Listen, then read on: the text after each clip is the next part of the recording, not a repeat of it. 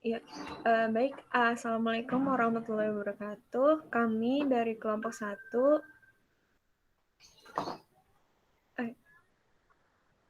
Assalamualaikum warahmatullahi wabarakatuh. Kami dari kelompok 1 ingin mempresentasikan hasil review buku kami dari mengenai meningkatkan modal untuk startup Anda.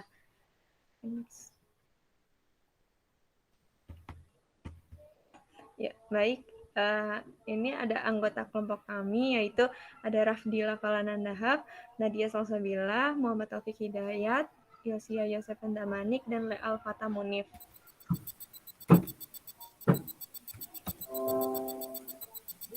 Yang pertama untuk meningkatkan modal startup itu dengan meminimalisir mesin. Beberapa dari pengusaha itu sering sekali mencari investor itu tapi memiliki beberapa kendala, dan juga jika mendapatkan modal dari bank itu, peminjaman dari bank itu terkadang mendapatkan beberapa kendala juga. Nah, salah satu untuk meningkatkan modal itu dengan meminimalisir penggunaan mesin, bukan malah meningkatkan penggunaan mesin. Kemudian itu dalam meningkatkan modal itu dibutuhkan usaha, waktu, dan investasi berpikir, dan juga melakukan tindakan yang kecil dengan menciptakan hasil yang besar. Dan kemudian itu biasanya pengusaha yang baik akan menargetkan waktu dalam meningkatkan modal. Biasanya sekitar 18 hingga 24 bulan adalah hal yang baik dalam jangka waktu meningkatkan modal.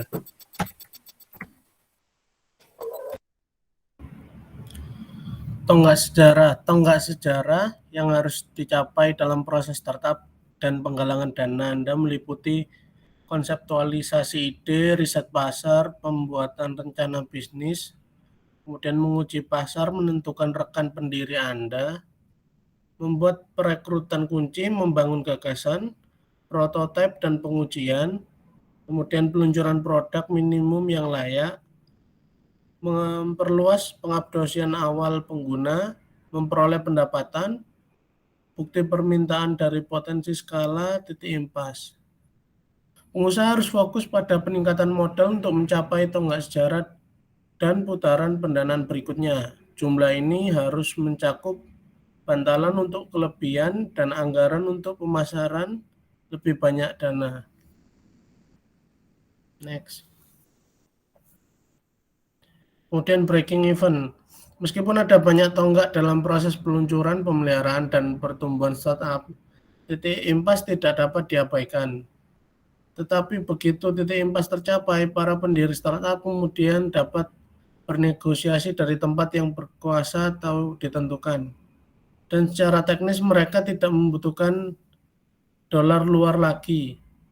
Penting untuk dicatat bahwa banyak perusahaan terbesar dan yang telah menarik investasi besar masih belum mencapai titik impas. Next. Harapan investor. Investor tentu tidak ingin kehilangan uang dan tidak ingin terlihat bodoh. Berikut adalah 19 item yang diinginkan atau diharapkan oleh investor. Yang pertama, ide dan rencana bisnis yang dipikirkan dengan matang dan teliti. Kemudian organisasi, kemudian integrasi dan karakter. Yang keempat ada jawaban untuk pertanyaan yang jelas. Yang kelima ada tentang bahwa Anda tahu apa yang tidak Anda ketahui dan tidak miliki, tapi Anda memiliki rencana dan mendapatkannya. Kemudian ada potensi pasar, kemudian rencana perluasan jika mencari pinjaman. Yang ke-8 rencana putaran tambahan pendanaan. Kemudian yang ke-9 Anda telah menaruh hati kepada proyek. Yang 10 Anda memiliki dan akan menjaga kulit dalam permainan. Yang ke-11 umpan balik dari orang lain. Yang ke-13 ada bukti permintaan, kemudian mereka bisa bergaul dengan Anda, kemudian Anda dapat dilatih, kemudian mempertimbangkan keamanan modal dan waktu mereka, kemudian pertandingan yang bagus, kemudian gairah untuk produk atau layanan Anda, gairah untuk terhubung dan bekerja dengan mereka, dan yang terakhir kesempatan yang akan membawa mereka lebih dekat ke tujuan merek. Saat mengajukan dan terlibat dalam upaya penggalangan dana lainnya, pengusaha harus ingat bahwa mereka tidak menjual produk mereka. Mereka menjual investasi di perusahaan mereka. Namun, jika pendiri bekerja untuk mengenal investor, mereka seperti halnya pelanggan mereka. Mereka akan menemukan proses penggalangan dana lebih mudah. Ketakutan dan poin rasa sakit investor, kotak centang mereka dan tujuan mereka. Investor institusional dan individu memiliki metrik dan angka yang telah mereka coba tekan. Mengalahkan persaingan mereka, tak membuat navigasi strategis. Keinginan untuk keamanan dan dorongan untuk memenuhi potensi bahan bakar mereka dan memfasilitasi solusi yang mereka pedulikan.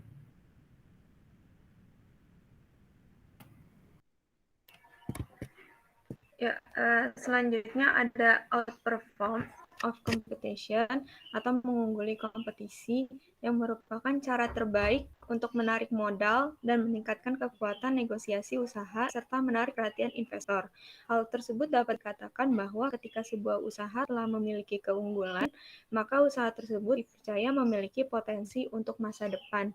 Jika belum mengungguli salah satu metrik yang ada, maka perlu membuat jarak yang lebih jauh dari kompetisi untuk menentukan pasangan yang cukup kuat untuk bersandar atau bekerja sama sehingga keunggulan yang mereka miliki dapat dimaksimalkan. Beberapa metode yang direkomendasikan untuk menarik perhatian investor yakni yang pertama, prioritaskan dan fokus pada satu area, kedua, mendapatkan bantuan, ketiga, membangun lebih awal, keempat, bersaing dalam kompetisi, 5, berpartisipasi dalam pengembangan atau coding maraton, keenam, menghadiri konferensi, ketujuh, pergi ke sesi jaringan, kedelapan, bergabung dengan komunitas khusus yang memiliki pemikiran sama. Selanjutnya ada marketing atau pemasaran. Dalam menarik perhatian investor, sebuah startup perlu melakukan pemasaran agar dapat mengungguli pasar. Investasi waktu dan luang yang dibutuhkan untuk pemasaran, baik sedang berlangsung maupun khusus, memberitahu investor bahwa perusahaan tersebut memiliki nilai dan potensi untuk masa depan. Pemasaran dan branding awal dilakukan dengan mencari potensi persilangan serta peninjauan pesan berdasarkan pertimbangan penggalangan dana. Pemasaran awal termasuk materi branding, website, aplikasi, sponsor, penempatan produk, media sosial, jaringan pribadi, dan lainnya. Pemasaran perlu dilakukan dalam jangka waktu yang lama untuk mengamankan dana sehingga sebuah usaha perlu memastikan pesan yang disampaikan memiliki sinergi yang mulus dengan pesan pitch deck dan presentasi mereka. Hal tersebut dikarenakan para investor lebih tertarik pada pertumbuhan organik di mana sebuah startup sedang membangun jejaring sosial untuk mendapatkan pengguna. Dan selanjutnya ada storytelling. Storytelling ini merupakan hal yang paling penting dalam pemasaran bagi startup, sebab dapat membangun loyalitas konsumen dan pertumbuhan awal usaha. Hal ini juga menjadi bagian make or break karena memiliki tempat di elevator pitch, pitch deck, branding verbal, visual branding, konten situs web, dan tagline.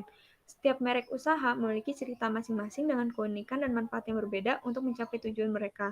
Dengan bercerita, sebuah usaha memiliki versi cerita sendiri yang mengarah pada ide mereka sehingga orang lain dapat memilih bagian yang terbaik darinya. Seorang pendongeng profesional atau pakar branding dapat memanfaatkan elemen terkuat yang dimiliki sebuah usaha untuk keseluruhan misi secara objektif. Jurnal harian dapat membantu sebuah usaha dalam menghubungkan titik persiapan hingga titik proses saat ini untuk mencari keunikan produk ataupun layanan pada startup yang dapat memfasilitasi koneksi dalam hubungan dengan calon investor.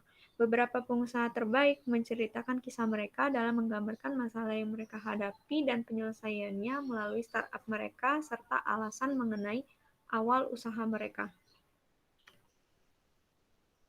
Oke, next.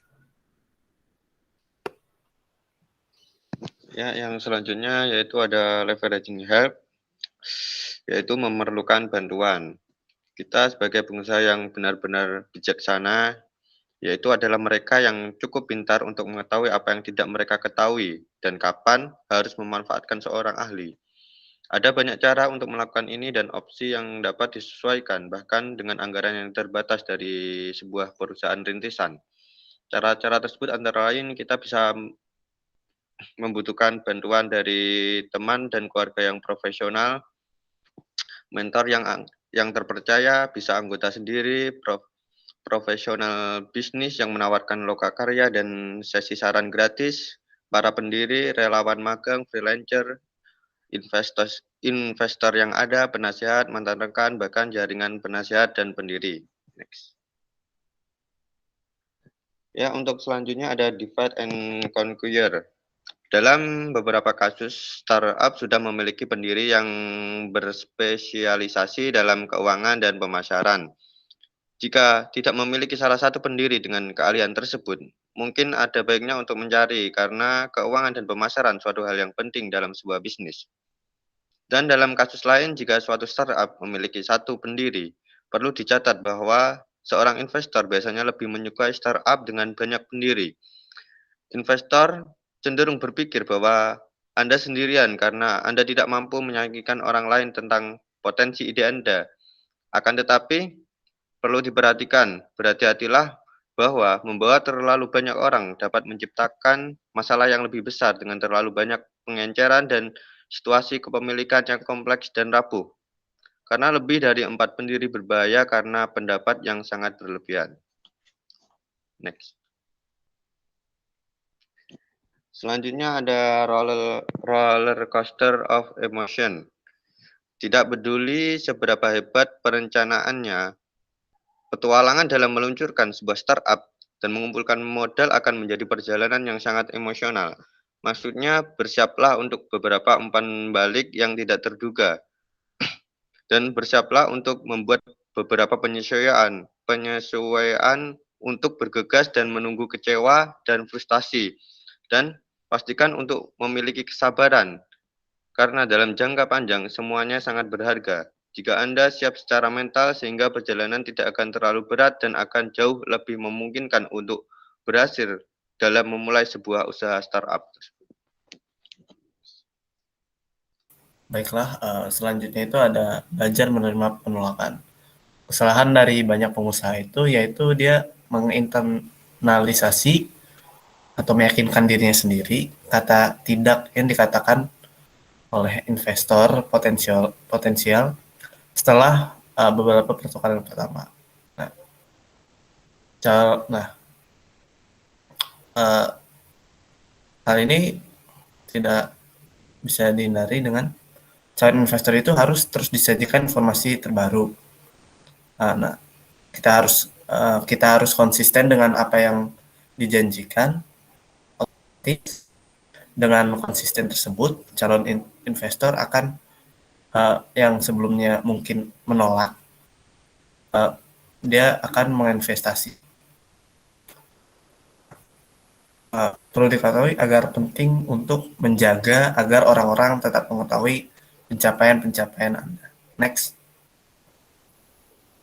Oke, dari belajar penolakan yang terjadi, kita harus belajar dari penolakan itu. Terus beradaptasi sehingga membentuk ketahanan untuk suatu penolakan. Next. Oke, mengubah titik. Calon investor biasanya berubah pikiran gitu, dapat berubah pikiran.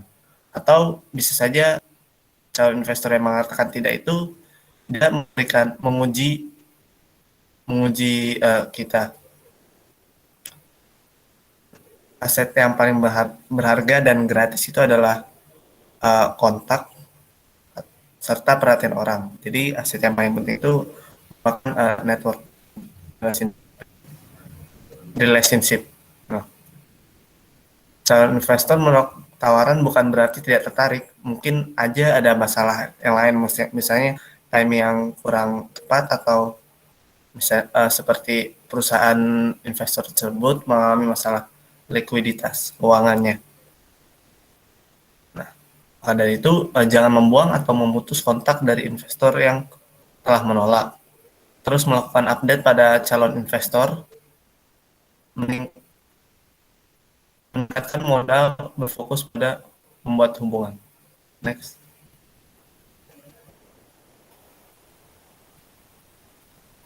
Pro dan kontra dalam meningkatkan modal. Yang pro-nya itu adalah banyak uang yang didapat meningkatkan kesuksesan, mempercepat hasil, modal bisa menjadi penting untuk perusahaan itu bertahan.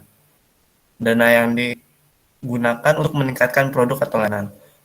Kontranya itu menyerahkan kendali, meningkatkan mencari modal ini memakan biaya dan waktu.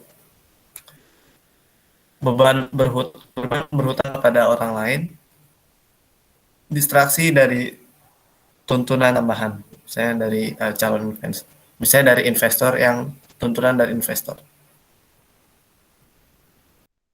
Cukup. Next.